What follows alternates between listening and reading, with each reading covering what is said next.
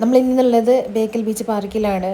അപ്പോൾ നിങ്ങൾക്ക് കാണാൻ പറ്റുന്നുണ്ടാവും, ആളൊന്നിച്ച് ഇരിക്കാൻ ആളില്ല. കാരണം എനിക്കാണെങ്കിൽ ഈ റൈഡ് കാണുമ്പോഴത്തേക്ക് തന്നെ ഭയങ്കര പേടിയാകുന്നുണ്ട്. ഭയങ്കര അഡ്വഞ്ചറസ് റൈഡിലൊന്നും സാധാരണ കയറാറില്ല. പിന്നെ അതുകൊണ്ട് ചെറിയ കുട്ടിയുള്ളതുകൊണ്ട് പിന്നെ മൂപ്പരെ ഞാൻ വിട്ടു. അപ്പോൾ ആളൊന്നിച്ചില്ലാത്തതുകൊണ്ട് ആദ്യം തിരിച്ചു വന്നു.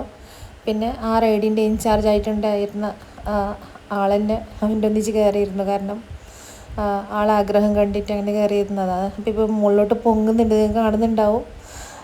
ആ റൈഡിൽ ഇങ്ങനെ പൊക്കിക്കൊണ്ട് പോവുകയാണ്. ഏറ്റവും ഹൈറ്റിലേക്ക്, ആ ടവറിൻ്റെ ഹൈറ്റിലോട്ട് ഇങ്ങനെ പൊങ്ങി പോവുകയാണ്.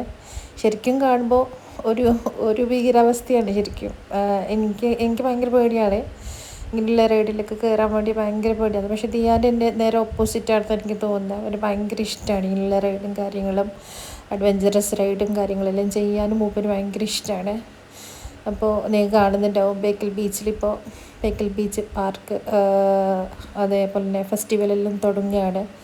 അപ്പോൾ നമ്മൾ ഒരുപാട് കാലത്തിന് ശേഷമാണ് ബേക്കൽ ബീച്ചിലേക്ക് വരുന്നത്. നമുക്കറിയില്ല ഇങ്ങനെയുള്ള റൈഡും കാര്യങ്ങളും കുട്ടികൾക്കുള്ള എൻജോയ്മെൻറ്റ് ചെയ്യാനുള്ള കാര്യങ്ങളുണ്ടെന്നൊന്നും അറിയില്ല. അപ്പോൾ ഇന്ന് വന്നപ്പോൾ ഭയങ്കര സന്തോഷമായി. കാരണം ചെറിയ ആൾക്കാണെങ്കിലും കളിസ്ഥലവും കാര്യങ്ങളെല്ലാം ഉണ്ട്. അപ്പോൾ ഇതിൻ്റെ കാണാം നമുക്ക്. അപ്പോൾ അങ്ങനെ ഹൈറ്റിൽ പോയിട്ട് തിരിച്ച് വരുന്ന ഒരു രീതിയിലുള്ളൊരു റൈഡാണ്. ഒരു സിങ്ങാണ്, ഒരു ഊഞ്ഞാൽ പോലത്തുള്ളൊരു സംഭവമാണ്. കാണാറുണ്ട് സാധാരണ.